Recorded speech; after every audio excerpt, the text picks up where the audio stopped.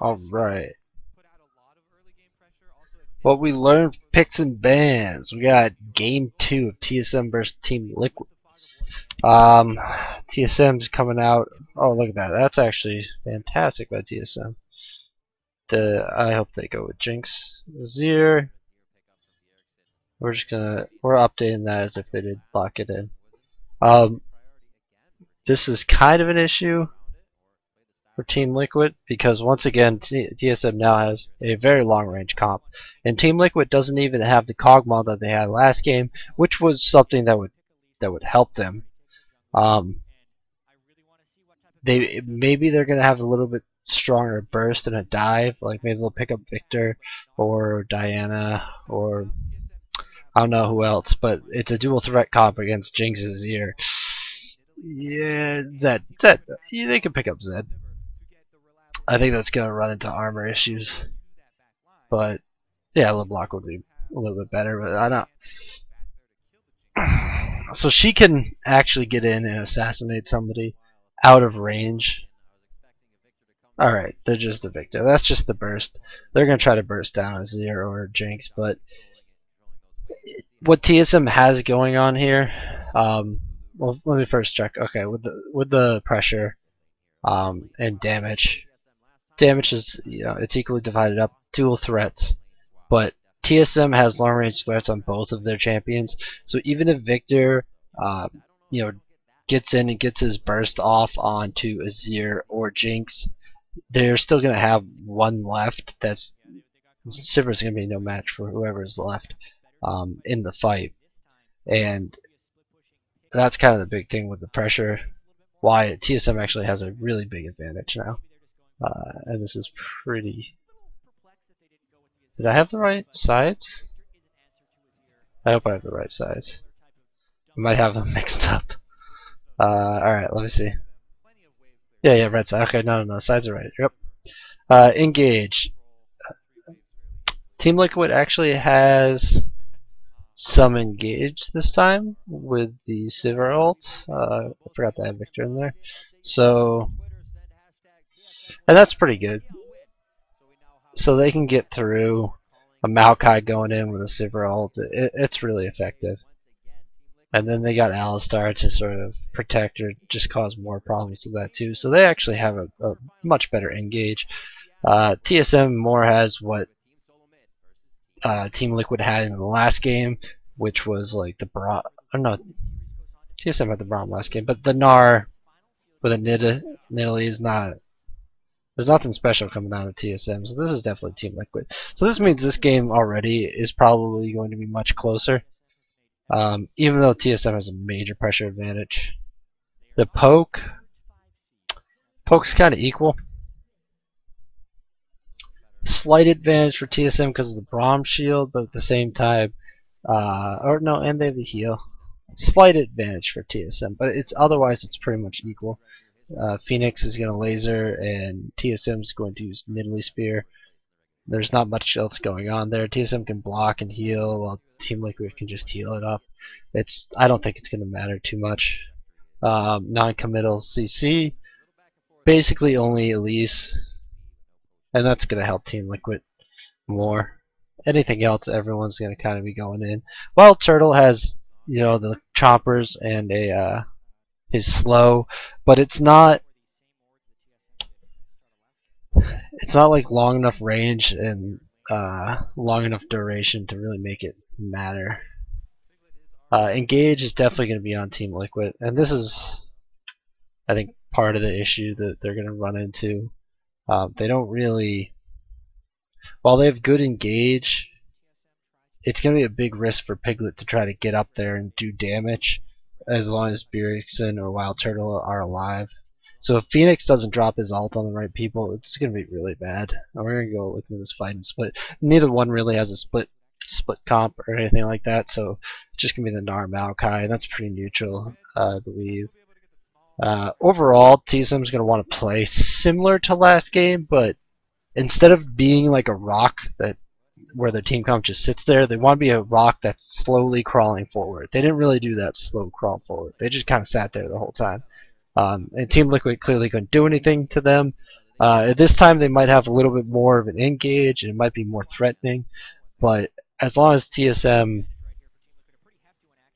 not even gonna have to engage like they at the very end of the game where they win it on the Kog'Maw, because Kog'Maw's range is right up there with Azir and Jinx, but Victor's and Piglet's ranges they're nowhere near that long. So if TSM sits there like a rock, they're not gonna move even if they get behind. So TSM fight plan: sit like a rock, sit, and kill Sivir when they come in. Hopefully Lustboy can block a laser. That will be a big chunk of damage. I don't think you can block Victor's ultimate, so that's not that big of a deal. Quas, I will dominate. X special charge again might be a problem. But as long as TSM kills Piglet and Phoenix, it doesn't really bother with Quas or X special, or I mean, IO dominate's kind of a threat, so they want to make sure he's dealt with. But like Santorin can probably just heal the damage that Quas or X special can do, so they just really gotta make sure no one gets bursted to death by Phoenix. So sit, target Phoenix / Sivir. If Phoenix uses his ultimate, then Sivir is higher priority than Phoenix at that point in time. I shouldn't say too much higher because his Q and his laser are pretty low cooldown. But you know, if he drops his ultimate and he's already used his Q and his laser, you got like 4 seconds there where you want to watch out for Piglet more than Phoenix. Maybe it's only like 3 seconds, but those 3 seconds matter in team fights. It's very important. So let's go to Team Liquid. What does Team Liquid really want to do? Team Liquid, they need to decide who is the bigger problem and who is going to be easier to lock down and kill. I think Wild Turtle is going to be easier to kill because Bjergsen has cleanse and he can get away with his movement skills. So they probably want to utilize the Sivir ultimate to make sure their carries can move around Bjergsen's soldiers while Maokai and I Will Dominate try to lock down Wild Turtle to allow Phoenix to flash in and burst him dead, and Piglet to kind of hopefully harass Bjerg. I think X Special should just run in and knock Bjerg out of the fight. Run in, knock Bjergsen back. Maokai tries to get the CC onto Wild Turtle, and Phoenix tries to like burst in and hit Wild Turtle. It's gonna be tough because they still need somebody to deal with Dyrus and Santorin, which I don't think Elise can really do. I think like after Quas comes in and locks down Wild Turtle, he needs to get back and try to make sure Dyrus and Santorin are not already killing his carries. It's gonna be really tough. But target Turtle, zone Bjerg is the core to it. Turtle. Is that how you spell turtle? Oh, Turtle, then Bjerg. Turtle, then Bjerg. It's, yeah, it's tough. This is why.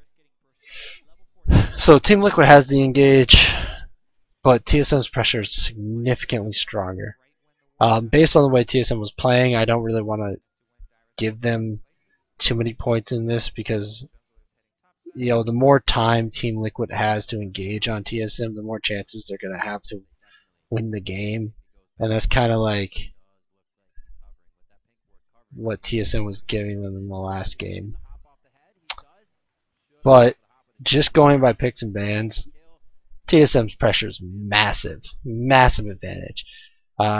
Team Liquid's engage and engage follow-up isn't exactly that good.